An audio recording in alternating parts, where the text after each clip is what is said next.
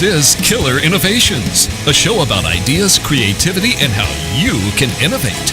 Welcome to the Innovator's Garage, where you learn to create your next game-changing killer innovation. Welcome to Killer Innovations. We are live in the studio this week, and we've got a very special topic. This actually is a topic that came in as a special request. A couple of weeks ago, we were doing the show live, and we also live streamed this on Facebook. And one of the viewers on Facebook actually asked a question that said, hey, what technology trends, things that I'm thinking about, are going to have some of the biggest impact over the next 5 years or so? So way back previously in the show, I shared a couple times what I used to call, or I still call, my innovation roadmaps. And today, we're actually going to walk through it. This is an updated version, 2017. In fact, this is not even anything like what I showed in the past. This is what I'm calling the Technology Megatrends, and they're grouped around certain themes.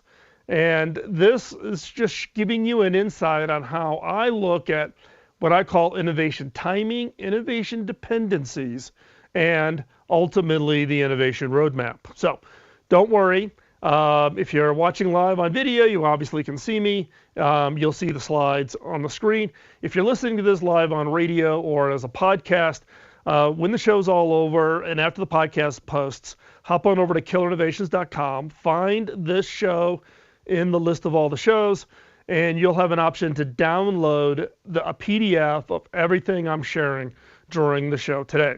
So do not think that you got to start to try to scribble notes, particularly. Please do not do that while you're driving your car, okay? You can get the PDF of everything I show, everything I'm talking about today, as a bonus for in the show notes.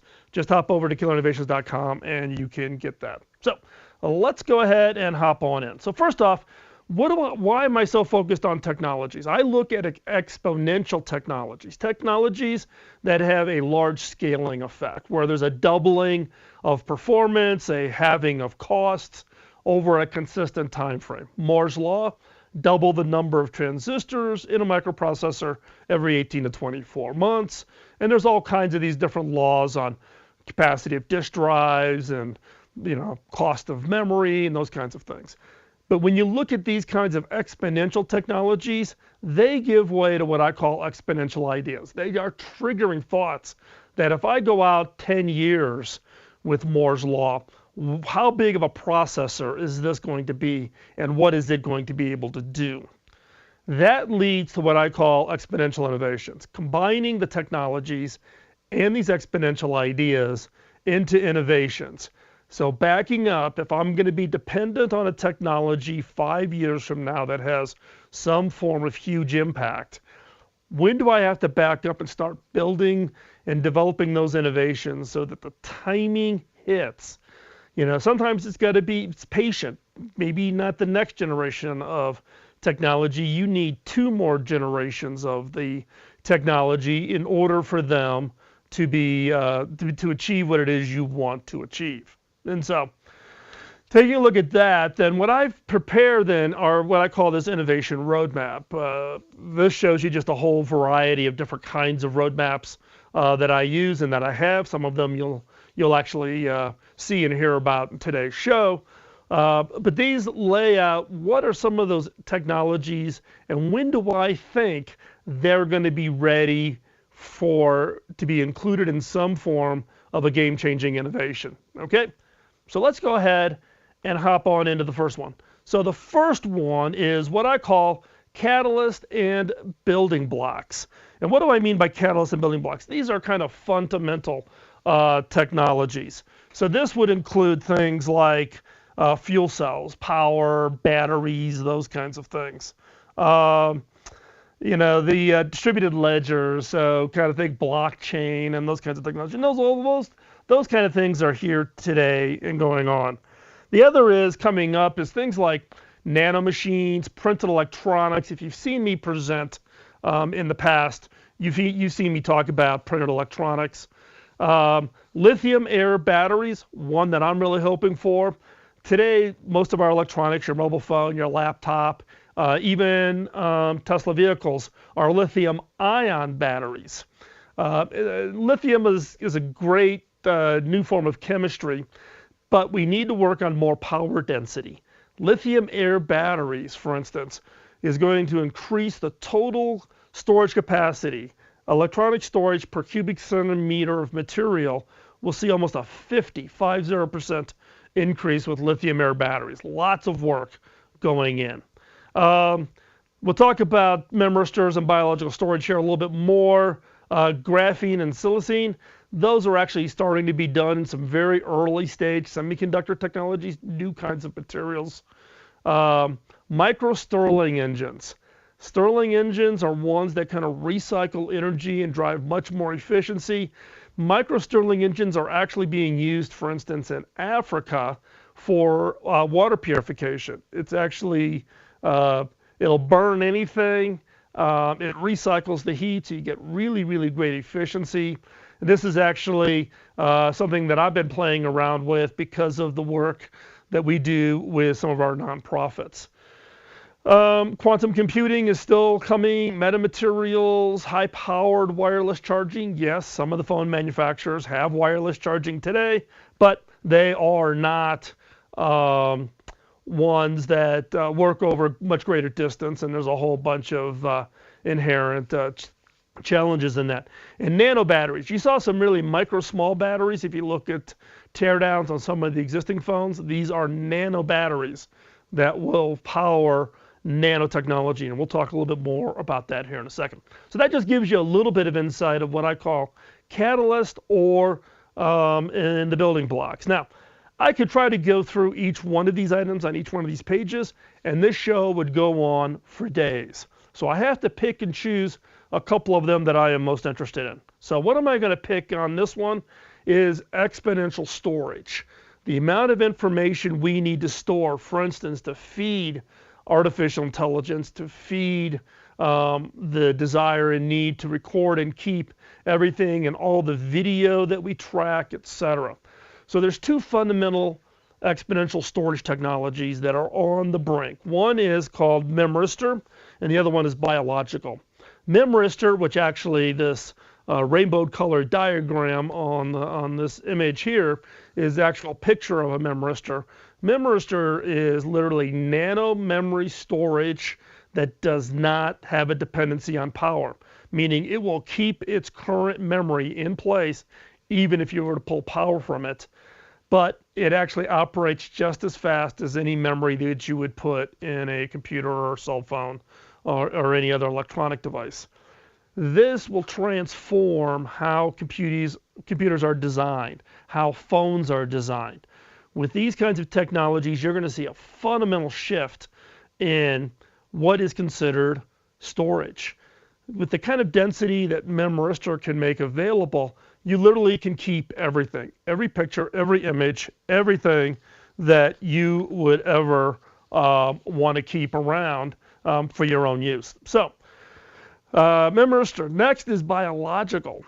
There's actually been some work that's done with MIT and Harvard Medical at being able to store information inside of human DNA. Now you're getting this right, yes, human DNA. So 1 ounce of human DNA is upwards of like 800 terabits of information. That's right, 800 terabits of information. So take that out and think about it as like an 8-ounce glass of human DNA or a pint that you would drink in the pub, right? You're talking about enough storage to store everything that has ever been produced by man up to now. So these kinds of storage capacities, then you ask the question of is, okay, well, today we have all this storage management and I have so much on my device and I back up to the cloud. And I got to worry because if I hit my limit, my cloud data storage provider is going to charge me extra money. These kinds of storage capacities totally transform the concept of what do you keep. But think about it. It no longer becomes an issue about what do you keep. The challenge becomes is how do you find it? With this kind of massive amount of information, how are you going to find all of the data that's in literally hundreds, thousands, we're into the zettabytes kinds of capacity. So hopefully this gives you a little bit of insight onto the storage piece. I think it's important. I think it's transformative. I think it's going to change basically how we think about information going forward. So we're going to take a quick commercial break. When we come back, we're going to pick up our conversation here on Technology Megatrends. If you're listening on Facebook, post your questions. We'll answer those during the commercial break. For the rest of you, we're going to just take a quick step away from the microphone here, let our sponsors have a few seconds to help pay the bills. And when we come back, we're going to pick up right where we left off, talking about technology megatrends and how they're going to impact businesses, society, governments, and your career. We'll be right back. Biz Talk Radio.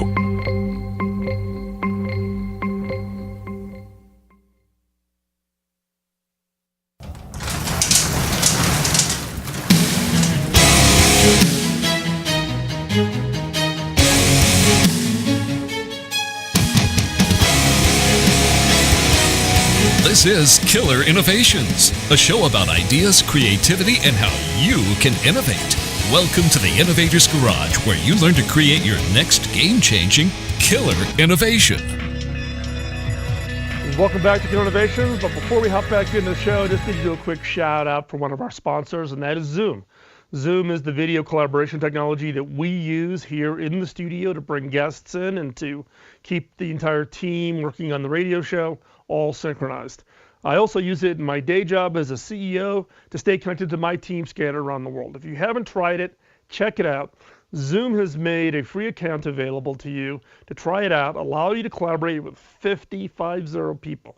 Trust me, once you try it, you will not go back.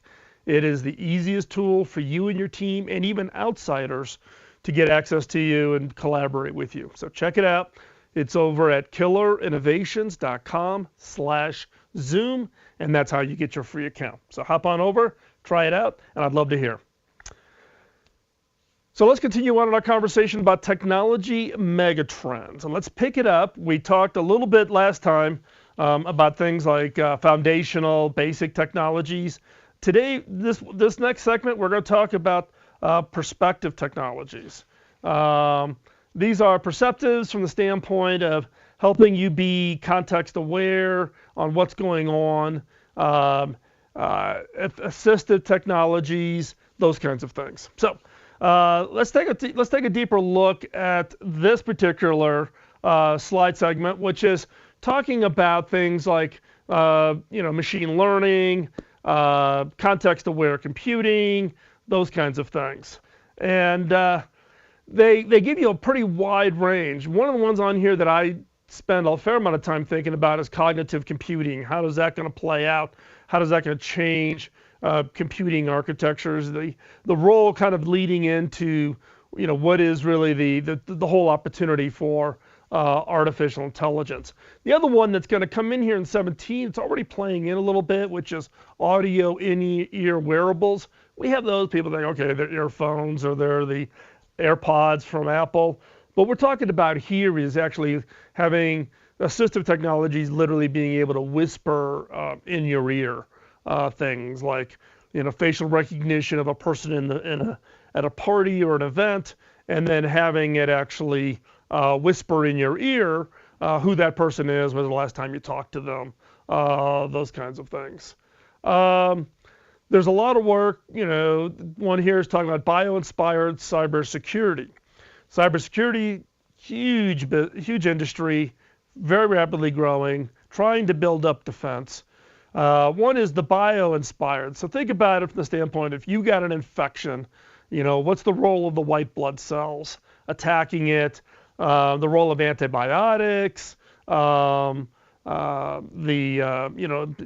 boosting your immunity. So think about that as part of bio-inspired cybersecurity thoughts and ideas that are currently, running around. The other is micro-robotics and autonomous systems. These are robots that do very, very single task focus. These aren't things from like the movie I, Robot, where they can do pretty much anything. These are ones that do a very specific set of skills or capabilities. that become helpful. Now, these all kind of lead into, one particular technology that I'm spending a lot of time on, and that is exponential intelligence, which is super intelligence, deep learning, machine learning, big data, all of this collapsing into one. The common question I get when I get interviewed by the press is this around the corner? Do we have to be worried? In my perspective, this is a long way off. This is one that is going to take quite some time before it becomes a reality. But at the same time, there is a lot of funding going into this research. There is a lot of money being put into all of these elements at the different stages they're at. Today, whether it's your in-home system that does voice recognition and responds to you, that's pretty simplistic. We think of it as being smart, or wow, isn't that a neat kind of a gimmick? Deep Blue winning chess. Again, very single task focus, right? Or Watson, winning the Jeopardy. Again, a vocabulary kind of a focus that required a lot of learning and structured learning, meaning they had to load the information in a certain way to make it useful. AI that is just naturally aware and can self-learn and self-investigate and develop creative ideas. I've done a show in the past around where is that going to come in and where is that going to play out. We're not there, but this is one that if you're not keeping your eye on it, keep your eye on it. Another tech area that I'm keenly interested in is immersive media. So this is everything from what's the role of wearables, and you'll see it in this slide in the upper left-hand corner, bendable displays, almost like snap bracelets, VR, AR goggles, from being able to project surfaces and treat the airspace as an area that you can literally touch, interact with, etc. So one area that I've been working on has really been on this flexible displays, and this is Mylar film. And in fact, if I thought about it, I would have brought my sample in here to the studio to show you. But it's literally a rolled up piece of Mylar. You can go out and search onto YouTube. Just search for Phil McKinney flexible display in YouTube, and you'll have dozens of films of me, waving this material around and talking about it. But it literally is printable. It comes into a sheet of Mylar. It's treated. This is the same Mylar that the flexible solar arrays are made out of. You can print the electronics, and then you literally can unroll it and turn it into a display. You can roll it up. It's not very durable. Think of it as almost like wallpaper-like displays. Last year's Consumer Electronics, you saw some very early concepts of this.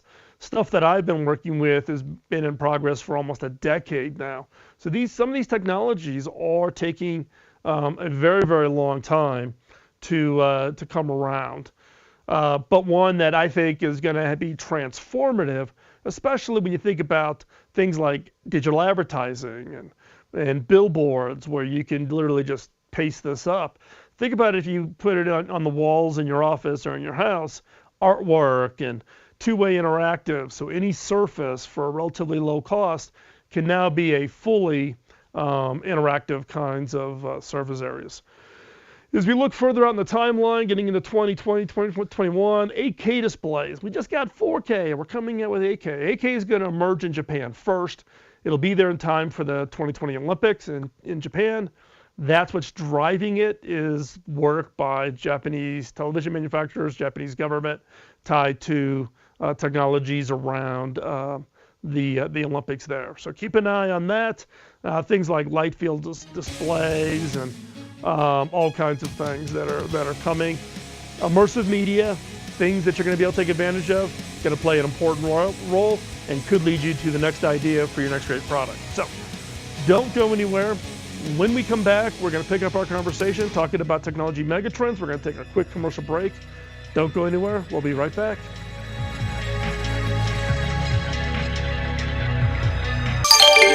Biz Talk Radio.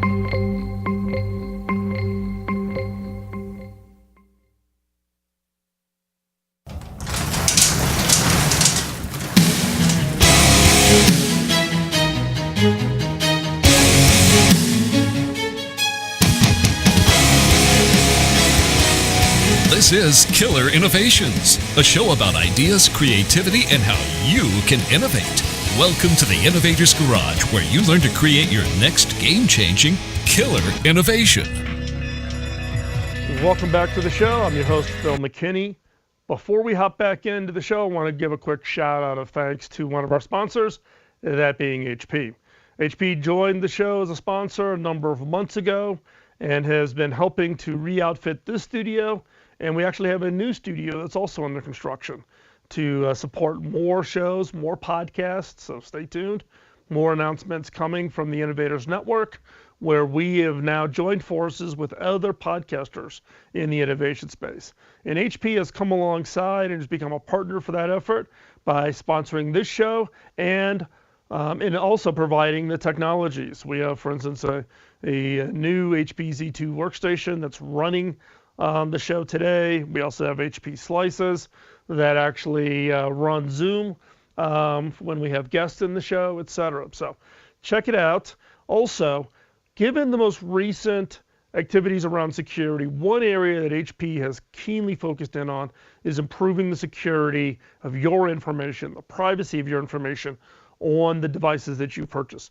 And it's not just your laptops. It also includes your printers, your copiers, etc. So check it out. HP is the leader in securing and making sure that your information is private. Given everything that's going on, everything we're reading in the news, it's a great idea to make sure that all the electronics that you touch honor and protect your information the same way you would want your information protected. So go check it out, killerinnovations.com/HP, or hop on over to hp.com and check out some of the videos that they've just recently posted on making you aware of how information is being mishandled, misused, and how to do a better job of protecting your personal information. Today's topic is around technology megatrends. We've been talking through a variety of different, what I call my innovation roadmaps. I'm giving you an inside look behind the scenes of these innovation roadmaps. And let's continue on in our discussion. So, the next one up that I want to talk about is one called Augmented Communications. This is technologies, interfaces, etc., that are going to facilitate 2-3 groups, very large audience types of interactions beyond just simply the way we do it today. And some of this is really going to be transformative. So, for instance, what we're seeing today with things like, wall-sized collaborative canvases. A number of years ago, I built entire interactive wall systems for the museum, for instance, in Washington, D.C., as part of an exercise that I did.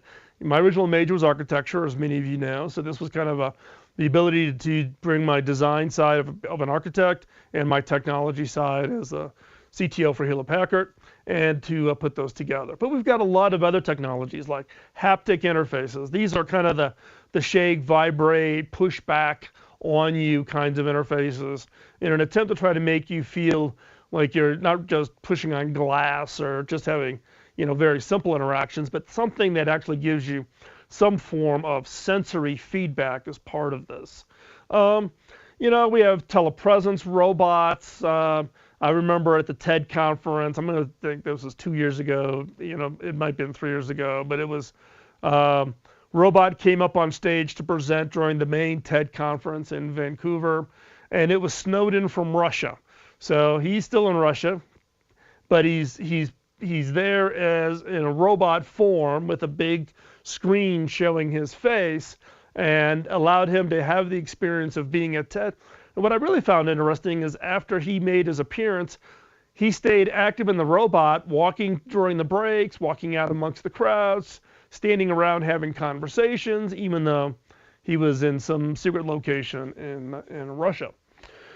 So those are kind of things that are here and now today. We've got some interesting things coming on with collaboration with 3D objects, or two people being able to manipulate a 3D object even though they're not in the same room and they're not physically touching the same 3D object. Augmented reality glasses. Look, we've got AR displays and AR applications, But how do you integrate it in so it's more natural? It's not the Google Glass. I think those things were, definitely a misfire. But how do you drive those? Immersive telepresence. Look, we've been working with Zoom. When I was at HP, we worked on a technology called Halo, which allowed you to feel like everybody was in one room. And I mean, it was really immersive, but you still knew you were in a telepresence. How do you get rid of that feeling to where you can really be immersive in this overall experience? There's other technologies, on intelligent social robots, for instance. So, in fact, they're finding, for instance, those that have been given some of these technologies in the home that recognize voice recognition, that seniors are actually using that as kind of a presence to have conversation. But even though it's really more one way. In the most recent vision video that we did, called The Near Future Better Place. It's about aging in place. As we get older, how do we stay home? We actually put in a interactive social robot into the film to kind of convey what that vision is. If you haven't seen that, hop on over, just go to Google and search for The Near Future, A Better Place. It'll come right up and you'll be able to see it. And so, we're working on, for instance, volumetric, holographic displays, so true 3D displays. Molecular communication, that's a little bit far out there. Is it telepathic? No, but it is the way it's more about the way of understanding how cells communicate with each other, and can you take advantage of that for healthcare purposes, healthcare reasons. Let's take another look at the next roadmap that I'm focused in on, which is what I call experience continuum. It's how do you enhance the experience of people either interacting with technology or interacting with each other. So that includes things like collaborative telemedicine. Again, we represented that in this most recent vision video called The Near Future Better Place. So check that out. You can see it. The gig economy, that's not gigabits. It's not about network speeds. It's really about the fact that more and more people are becoming independent contractors, and they'll do individual gigs like, write me this piece of code. It'll take you 25 hours. I'll pay you an amount of money, and then that's it. We're done. So there's online services like Fiverr and others that are supporting people becoming part of the gig economy. And jury's out on whether the gig economy is going to be good, bad, or indifferent to society. Some people it works out really, really well. Some people, it's a tough way to constantly be out there trying to, win the next gig. 2018, 2019, telepresence travel. We did a trial with VR, and we actually, one of the content pieces that we showed in kind of 360 VR with multiple degrees of freedom, it was around travel. In this case, along the bank of a lake with hippos and elephants. And I'll tell you, it by far got the highest score. Of anything we've ever shown content-wise, it was by far got the highest score. Augmented education, that's an important area, and I'll talk about that a little bit more, but we think this, both experiences and technologies and displays and VR and AR, all this comes together, it's going to totally transform education. Holographic educators, having educators remotely, high-speed transportation and travel, 2022. This, I think, is where Elon Musk is having his breakthrough, and I think that's what he is going to drive with Hyperloop, etc. The one I'm really thinking about is really breakthrough experiences around this holographic educators. This is a scene from the vision video from last year, which is we showed Einstein walking through the lesson of the speed of light. And it's a hologram, so the student actually stops it, interrupts it, goes off, does something, etc. This is where I think the fundamental change of education is going to happen, where it's going to be high impact and it's going to make it really, really exciting for the students of the future. This is actually, early parts of this is going to be closer than you think, but this is one of those areas that I'm pretty excited about, particularly when trying to deliver education into developing regions of the world where they don't have access to some of the best teachers. So, don't go anywhere. We still have more of the innovation roadmaps to talk through. We're talking today about technology megatrends. They're going to impact your society, government, business, and your career. So don't go anywhere. We're going to be right back after this short commercial break. Biz Talk Radio.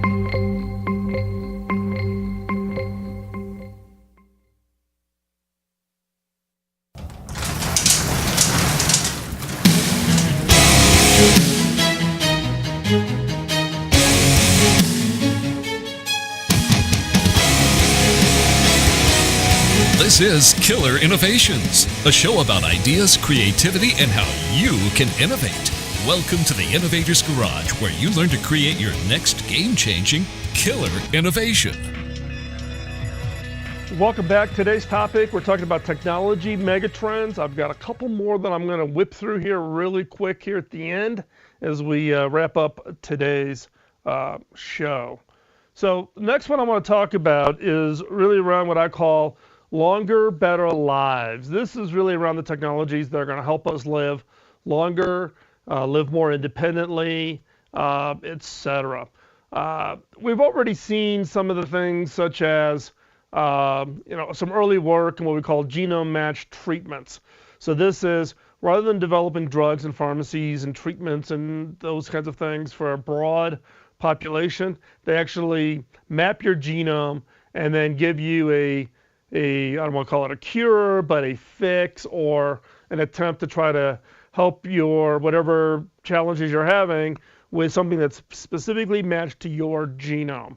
A lot of work going on in this, and if you've listened to the show on orphaned innovations, I talked about my grandson, who is a genetic microdeletion, 16p kid as they call it. He has infantile spasms. He's 11 months old. And we're dealing with all of this. So this is an area that's a little bit of a personal one for me, one that I'm getting pretty engaged on. We also, all the way out to 2020, talking about full diagnostics telemedicine. That's a lot of work going on in that because we can't scale doctors fast enough for the aging population. So how are you going to deal with that? And then on-demand bioprinting, the ability to print organs, print prosthesis, print arm casts. Some of this is already being experimented. We hosted an event called The Near Future earlier this year. And we had the head of Mayo Clinic in Arizona come in and talk about what they're doing in this 3D bioprinting area. And let me tell you, it is really, really amazing. The next one I want to talk about is a sensor-driven world. Now, I've talked a lot about sensors in the past and what's its role from an overall perspective in the industry. But these are sensors that are going to range from, bioacoustic sensing. They're using these, for instance, to do surveys of animals in an area. So they'll surround the area or cover an area with these biosensors and literally listen, and they can listen over kilometers of distances, and based on the sounds they can count how many elephants or how many zebras without having to go out there and tag them or chase them or even actually invade their own space. Some great use. There's also, in the case of the picture that's in the middle of this display screen here, is a sensor that works with your mobile phone that detects things like dust, air quality, molds, those kinds of things. So if you have a lot of allergies, these kinds of sensors put around your house alert you when the pollen count gets too high or early stages of mold, those kinds of things. So sensors are not going to go away. Some people think of it as being negative because someone's watching you, they're monitoring you, they're going to learn about you. But done in the right way, they can actually help you just in your day-to-day living. Sensors will play a critical role for aging in place. in order to allow people who are supporting you as you age be able to be independent with a little bit of monitoring and a little bit of support. So as we're coming to the end of the show here today, I want to make you aware that everything I've shown and shared today in this conversation will be available for download. So hop on over to call&nbsp.com, download the PDF. You can get the entire set of slides, all of the information about what are these technology megatrends and what the impact will be. Now, the one question I get is how do I do this? How do I work out these megatrends over such long time frames? What's kind of the tools and methods? The key thing for me, and you should know this by now, is really the ability to ask really good questions. Ask really good questions of myself, ask really good questions of others. So I'm out there talking, asking questions, soliciting answers from experts across a wide range of areas, and that's what goes into these megatrend innovation roadmaps that I just went through. Now you can actually get the same questions I use. They're available. You can purchase them over at innovation.tools. Sales of the tools has been ramping up here at a pretty good clip. So check it out, and it is a great tool that you can use and take advantage of from the standpoint of having kind of a preset set of questions that can kind of help trigger you on new ideas, new innovations, and you can use them with your coworkers, your boss, subordinates to help trigger ideas and think differently about how you would innovate. Also, don't forget, support our sponsors. They're important to us. They allow us to do what it is we do, which is to make this show available, make this content available to you. So show some appreciation, go check those out. And if you do use their products, just drop them a note and let them know where you heard about it from here at Kill Innovations. So do you want to continue the conversation for today's topic? This is an important topic about where things are going. And that is, around, the innovation and where it's going. So then become part of this growing private community of innovators. For a limited time, listeners of killinnovations.com will receive a 50% discount on your subscription to the innovators community over on Slack. So it's a paid for community, but you've been a fan listeners for quite some time. I want to have you over there and be a part of that. So you get to keep the 50% discount for as long as you're a member.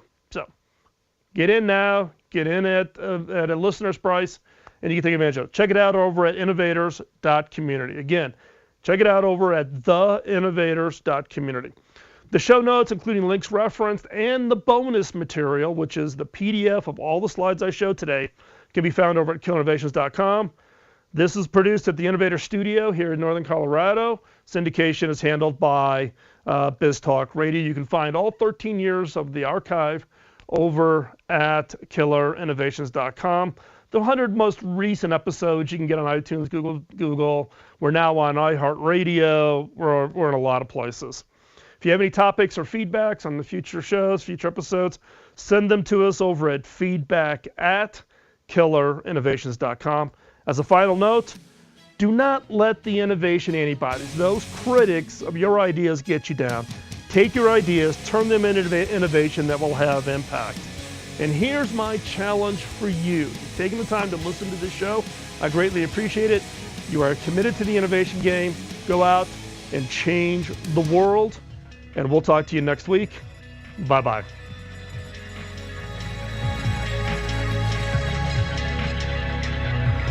The opinions you hear on Biz Talk Radio are those of the hosts, callers, and guests, and do not necessarily reflect those of this station, Biz Talk Radio, its management, or advertisers. The information on Biz Talk Radio does not constitute a recommendation, offer, or solicitation to buy or sell any product or service. If you have any questions about Biz Talk Radio, contact us at 817-274-1609 or at biztalkradio.com. Biz Talk Radio.